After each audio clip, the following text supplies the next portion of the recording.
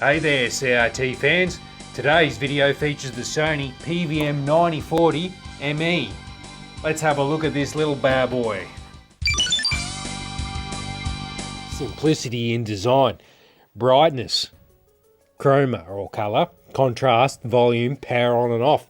That's it for the front. That signal on screen's PAL, PAL-M, PAL-N, PAL-60. I'm surprised it's not rolling, to be honest. And there's a CCAM signal. So we do have compatibility with CCAM, given that this model is a European model. It's not surprising. If we go back to and beyond PAL to NTSC, of course we're going to get black and white, and that reddish colour there on NTSC J and M. There you have it. PAL and CCAM, that's it for signal compatibility. Check out the back of this monitor for minimal inputs and outputs. Very, very basic. S-video in, composite video in via this B and C socket, and then one audio in, partnered with the same but in outputs. V-hold control. What you might find is when you get a hold of such a monitor with the V-hold control, if you've got V-hold problems, then it's very likely that the V-hold knob on the back has been put out of adjustment. You need to rotate that and get it settled back in. Obviously there's the power connector and not much else going on. Look at it. Look at it in comparison to the monitor next to it, a 9045QM next door. No battery compartment down in here, just a blank plate, whereas this one's got the two slots for the batteries there. 12 volt input connector there, blank over here.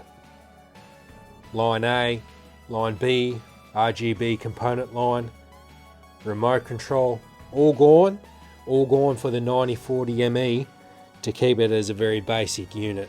With the case off, we can zoom in, check out the date. March 1999 assembly. We've got proof that it is a proper Australian model with the AU there, even though the E in the name would suggest Europe. It's still classed as an Aussie monitor. The tube has been changed, indicated by the date 17th of the 8th 09. Handy that they've written it on there. You can often tell when a tube's been swapped. Maybe there's an absence of magnets or it's a bit messy. You can see the glue around those yoke wedges is a little bit messy. It's not factory. I've got the D-board side down and also have another D-board out of a higher model for comparison's sake. As I said, this bottom board here is out of a higher end model. The board is still the same architecture as the 9040ME version, however it is populated far less on the 9040ME compared to this one here. You can see down this left hand side that there's an absolute load of components missing, blank on the board. This area generally handles power. It handles the 12 volts that come from the batteries, the 12 volts that come from the external connector on the back. Whereas this monitor, the 9040ME, doesn't need to have any of that because it doesn't take the batteries, doesn't have the 12 volt supply line. Even up this end there are some differences. There's not as many trimmers on the board here. There's at least 3 less for geometry controls, so they've skipped over a little bit down here as well. If we move around to the other side of the monitor, it's a similar situation. Onto the other side, firstly we'll go to the tube, a 20JKU11X, a 250 line CRT, standard on the 250 line monitors from Sony. Well, again a lot of differences here. On our 9040ME, only one trimmer capacitor, whereas on the other board there's 2. A lot of other trimmers to make color adjustments for the NTSC signals, all absent over here. A lot of chips absent on the board. Sub color adjustment trimmer absent on the 9040ME, and again even more chips also absent. Theoretically, you could probably populate the boards on this monitor to upgrade it to the equivalent of a 9041 QM or 9042 QM. This is a brochure from Sony. The 9040ME is on the bottom left corner of the 4. It is the lowest spec, even lower spec than the little 6-inch above it.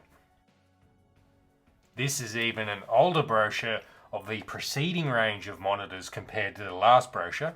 This is the American catalogue here. The 9040ME is called the 8040. Continuing on in the same brochure, Sony's philosophy for the 3 monitors.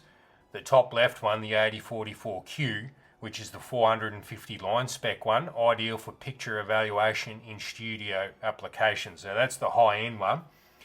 The one on the rightmost side, top right corner, it's very similar but only 250 lines for multi-purpose use in various applications. Then we have the 8040 or the 9040ME as it is for basic monitoring device. So there you go, there's Sony themselves backing it up, saying this is a very basic model for your most basic needs. And I think that's probably the best way to end the video, to say it's pretty basic feature unit. You know what you're getting into. You're probably better off to go for the next one up, at least the 8041Q, to get the RGB and the component inputs and the NTSC support. Thank you for watching. Stand by for the next one.